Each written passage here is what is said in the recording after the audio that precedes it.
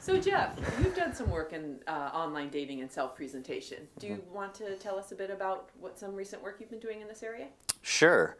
One of the things that when we talked about deception and online dating was people often wondered, is it really deception or is it just people sort of fudging a little bit? And with my co-authors, Nicole Ellison and Catalina Toma, we started to think about if there was some other concept we could use other than deception, outright deception.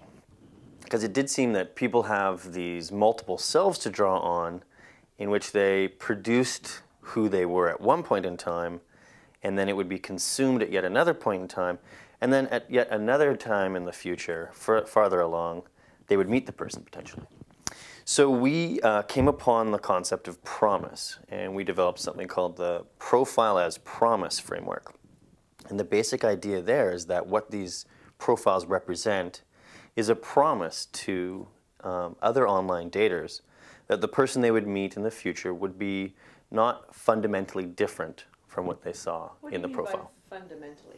Right, that's a really good question. And the reason that we liked the notion of promise is it allowed a little bit of tension between perfectly accurate, which is very difficult to do.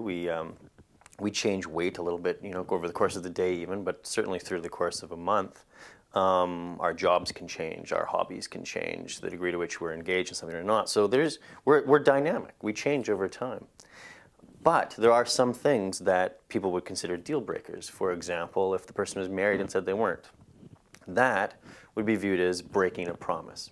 And promise breakers were, in our interviews with our participants, not okay. When something was perceived as breaking a promise, the deal was over. And this is a really important part of the promise. Promises in other domains are considered psychological contracts that can be broken. And so, yeah, we think it's a very, very useful concept for thinking about the profile. Sure. And can you give us an example of some of the ways in which participants try to present a positive side of self without transgressing over to the line of deception? Right, yes. There's this idea of optimizing the self-presentation, ideally taking advantage of the fact that you can modify things and edit them and take your time. So we would see people say things like, I love hiking, when in fact their present self was not hiking. But their past self had hiked quite a bit, say maybe 5, even 10 years ago, and they could imagine that very plausibly their future self would go hiking as well. So this is a way that they could draw on these multiple selves, the library of selves, if you will, to make something that may currently not be accurate, be a fair and reasonable promise. So smoking was something that was done, or drinking. They would say they weren't smoking or drinking, even though maybe at the time they were, but they could, to themselves at least, believe that they, in the future, would not be doing that.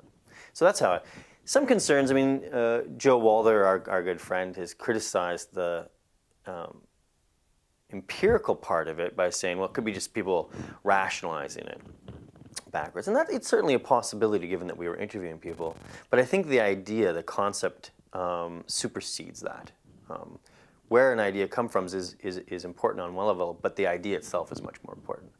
And so I think that it's a really, really intriguing idea for understanding how people do this very strange task of saying who they are in a slice of time when they know that they'll have to be interacting with this person at some point in the future. Sure. Yeah. Great. Thank you. Thank you.